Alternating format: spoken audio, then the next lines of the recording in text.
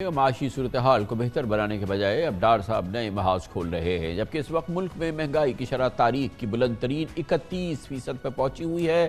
ہفتہ وار مہنگائی 41% کی ریکارڈ سطح پر ہے۔ آج بھی انٹر بینک میں ڈالر 277 روپے 90 پیسے پہ بند ہوا۔ ڈار صاحب کے وزیر خزانہ کی بصرت میں براجمان ہونے کے بعد سے ڈالر 48 روپے 42 پیسے مہنگا ہو چکا ہے، یعنی 29 ستمبر سے اب تک روپے کی قدر 17% کم ہو چکی ہے، جبکہ اس وقت بھی اسٹیٹ بینک میں 5 ارب ڈالر کی ایلسیز پھنسی ہوئی ہے اور جب یہ کھلیں گی تو روپے پر بہت دباؤ آئے گا۔ اس کے علاوہ شرح سود 17 سے 20% ہو چکی ہے، جو 27 سال کی بلند ترین سطح ہے۔ آئے دن ہم لے آفز اور بزنسز بند ہوتے دیکھ رہے ہیں۔ کریڈٹ ایجنسیز بھی پاکستان کے ڈیفالٹ کر جانے کا خدشہ بار بار ظاہر کر رہی ہیں۔ پاکستان کے معاشی مسائل کا حل IMF سے فوری معاہدے میں ہے، مگر یہ معاہدہ 5 ماہ سے تعطل کا شکار ہے۔ ابھی تک سٹاف لیول ایگریمنٹ بھی نہیں ہوا ہے، جس کے لیے اسحاق ڈار صاحب نے 3 ہفتے پہلے 3 دن کی مہلت دی تھی۔ IMF کے پاکستان میں نمائندے ایسٹر پیریس کے مطابق قسط کی ادائیگی سے قبل پاکستان کو دوست ممالک سے اپنی ایکسٹرنل فائنینسنگ کی ضرورت کو یقینی بنانا ہے، گویا کہ سعودی عرب سے اور UAE سے پاکستان کے لیے ڈپازٹس آنا انتہائی ضروری ہے۔ یہ پیشگی شرائط میں سے آخری شرط ہے جسے IMF چاہتا ہے کہ اسلام آباد مکمل کرے، تب کہیں جا کے سٹاف لیول ایگریمنٹ ہوگا اور پھر کہیں جا کے آگے LOI ہوگا، پھر کہیں جا کے ایگزیکٹو بورڈ اس کو منظور کرے گا اور پھر کہیں جا کے یہ پروگرام بحال ہوگا۔ یقیناً ابھی اس میں کئی منازل باقی ہیں اور اس پوری صورتحال میں یقیناً پاکستان کے لیے ایک ایک دن بہت اہم ہے۔ بہرحال ڈار صاحب کا غصہ اور ان کی پریشانی اپنی جگہ، اس پر ہم بات کرتے ہیں۔ ہمارے ساتھ ہیں ان تمام موضوعات پہ ڈار صاحب کو جواب دینے کے لیے اس وقت تشریف لے گئے ہیں شبر زیدی صاحب نجف اشرف میں ہیں، جہاں پر وہ ہمارے ساتھ موجود ہیں۔ بہت بہت شکریہ شبر زیدی صاحب، آپ نے سنا آپ نے کیسے کہہ دیا ڈار صاحب کو کہ جو صورتحال ہے وہ اتنی خراب ہے کہ وہ ریزائن کر دیں، جس پر انہوں نے کہا کہ آپ نے تو بیڑا غرق کر دیا تھا، آپ نے تو ریفنڈ دیے، آپ کو تو گرفتار ہونا چاہیے۔ بسم اللہ الرحمن الرحیم۔ کامران صاحب، میں اس وقت نجف اشرف میں موجود ہوں، حضرت علی علیہ السلام کے روضے پر، اور پاکستان کے لیے جہاں تک ہو سکتا ہے دعا کر رہا ہوں پاکستان کی مستقبل کے لیے۔ دیکھیں، میں ڈار صاحب کے کسی پرسنل الزام کا جواب دینا نہیں چاہتا، اور وہ جو بات کر رہے ہیں وہ مجھے ان کی ریزن بھی سمجھ آ رہی ہے۔ میں نے یہ نہیں کہا کہ میں نے کہا جی جب ایسے حالات ہوتے ہیں فائنینشیل دنیا میں، فائنینس منسٹر چینج ہوتے رہتے ہیں، کیونکہ ایک آدمی جب ایک پالیسی لے کے چلتا ہے، اگر اس کی غلط سے صحیح ہوتی ہے، اگر وہ نہیں ہو سکتی تو آپ اس کو چینج کر دیتے ہیں۔ میں یہی بات کہہ رہا تھا، اور میرا خیال ہے اس طرح کی بات ڈسکشن میں بھی آئی ہے، جو بین الاقوامی اداروں سے بات چیت ہوتی رہتی ہے۔ اب آتے ہیں میں اس پر کہ نان اینٹیٹی اور کون اینٹیٹی ہے اور کون نان اینٹیٹی ہے۔ بات یہ ہے کہ جو میں نے پاکستان کے بارے میں پریڈکشن کی تھی، یا میری جو انڈرسٹینڈنگ پاکستان کی تھی، جو میں نے 16 دسمبر 2021 کو کی تھی، وہ جیو نے بہت زیادہ چلائی تھی، اور میں نے اس وقت کہا تھا کہ پاکستان کے حالات بڑے سنگین ہیں اور ہمیں کچھ اس کے بارے میں سوچنا چاہیے اور ہمیں صحیح کرنا چاہیے۔ اگر ہم اس ڈینائل میں رہتے ہیں کہ ہماری معاشی حالات بہت اچھے ہیں، تو ہم پاکستان کا بھلا نہیں کر رہے، ہم پاکستان کے ساتھ برائی کر رہے ہیں۔ کسی بھی چیز کی حقیقت سے ڈینائل جو ہوتا ہے وہ اچھی چیز نہیں ہوتی۔ تو یہ اچھا، اور وہ جو بات میں نے کی تھی وہ آج اگر تمام بین الاقوامی ادارے کر رہے ہیں، ڈار صاحب بھی کر رہے ہیں، عمران خان صاحب کی پارٹی بھی کر رہی ہے کہ پاکستان کی ڈیفالٹ کی آنے کے خطرات ہیں، IMF سے ہر چیز کے اوپر ہم کمپرومائز کرتے چلے جا رہے ہیں۔ آج ڈالر 270 روپے کا آپ نے بتایا، 300 روپے کا ڈالر بازار میں بک رہا ہے۔ تو یہ سب چیزیں ریئلٹی ہیں۔ تو میں ان چیزوں کے بارے میں جو کمنٹ کرتا ہوں اور آپ کے پروگرام پہ بے شمار پروگراموں میں آتا ہوں، میری کبھی کوئی بات، میں یہ نہیں کہتا کہ میں ہمیشہ میرے پاس کوئی ڈیوائن علم ہے، مگر میں جنرلی جو میں سچ سمجھتا ہوں وہ بیان کر دیتا ہوں، تو میری کبھی کوئی بات جنرلی غلط ثابت نہیں ہوئی ہے۔ تو میں اس لیے جو ان کو برا لگ رہا ہے وہ یہ اس لیے برا لگ رہا ہے کہ یہ ایک حقیقت ہے۔ اب کسی کو حقیقت نہیں سمجھ آئے تو وہ بری بات۔ اب آ جاتا ہوں میں ریفنڈ والے سلسلے پر۔ یہ جو انہوں نے بعد میں آخر میں ریفنڈ والی بات کی، وہ میں تھوڑا سا، مجھے اس پہ بہت افسوس ہے اور میں اس کے بارے میں کمنٹ نہیں کرنا چاہتا۔ اگر وہ سمجھتے ہیں کہ شبر زیدی کو جیل میں ہونا چاہیے تو وہ اس کے اوپر جو بھی ان کا حق ہے یا جس کے پاس کوئی حق ہے وہ اس کو استعمال کر سکتے ہیں، مجھے اس پہ کوئی اختیار نہیں ہے. اور جہاں پہ میں بیٹھا ہوں جس جگہ پر جو ہمارے جن ائمہ کے ساتھ ہمارے تعلقات ہیں، ہمارے لیے یہ چیزیں بہت اہمیت نہیں رکھتی ہیں. دنیاوی پوسٹیں اور دنیاوی چیزیں ہمارے لیے کوئی اہمیت نہیں رکھتی. میں جس خاندان سے بلانگ کرتا ہوں. اب آ جاتے ہیں ریفنڈ کے اوپر. 3-4 باتیں میری اس پہ بڑی کلیئر ہیں. پہلی بات یہ ہے کہ شاید ان کو یہ بات پتہ نہیں ہے، ان کے زمانے میں ایسا ہوتا ہو کہ chairman F B R refund میں انوالو ہوتا ہو. جب میں چیئرمین ایف بی آر تھا مجھے یہ کوئی آئیڈیا نہیں تھا کہ کس کو ریفنڈ مل رہا ہے. میں نے کبھی کسی ریفنڈ کے میٹر پہ کسی فیلڈ آفیسر سے بات نہیں کی.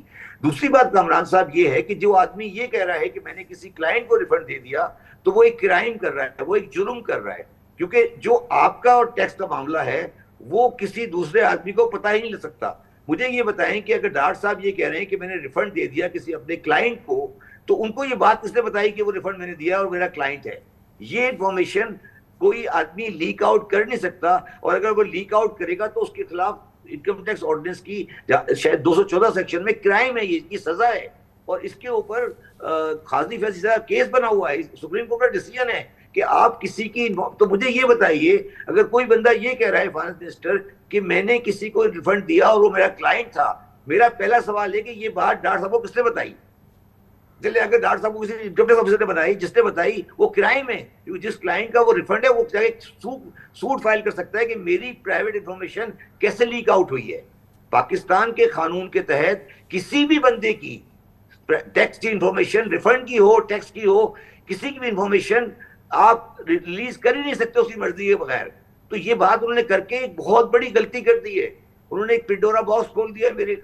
میں اس کو استعمال کر سکتا ہوں مگر چاہتا نہیں. اچھا اس کی بیک گراؤنڈ کامران صاحب وہ یہ ہے کہ جب یہ میں چیئرمین ایف بی آر ہٹ کے آیا تھا تو ایک خواجہ آصف صاحب کی بھانجی ہیں جو ایم این اے شیزا فاطمہ خواجہ، انہوں نے ایک سوال ریز کیا تھا نیشنل اسمبلی کے اندر، اور انہوں نے بھی یہی لکھا تھا کہ انہوں نے اس بینک کو دے دیا، اس بینک کو دے دیا، اس بینک کو دے دیا. اور اس کے بعد وہ سوال اسمبلی میں شاید کبھی آیا ہی نہیں.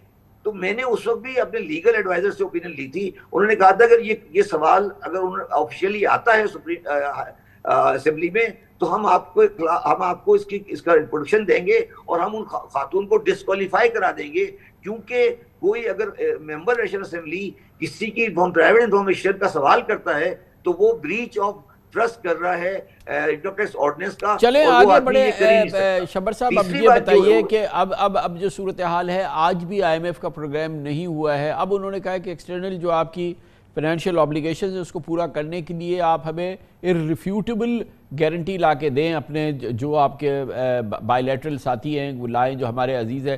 ہمیں بتایا تھا ڈار صاحب نے 3 مہینے پہلے کہ 2 ہفتے کے اندر سعودی عربیہ سے $2 بلین آ رہے ہیں. وہ سعودی عرب سے تو نہیں آئے. سعودی عرب کی ابھی ہم نے دیکھا ہے کہ ان کا ڈپازٹ آیا ہے ٹرکی کے لیے $5 بلین کا، اور شاید 2-4 دن پہلے انہوں نے ایجپٹ میں بھی کوئی $5 بلین جو ہیں وہ ڈپازٹ کرائے ہیں.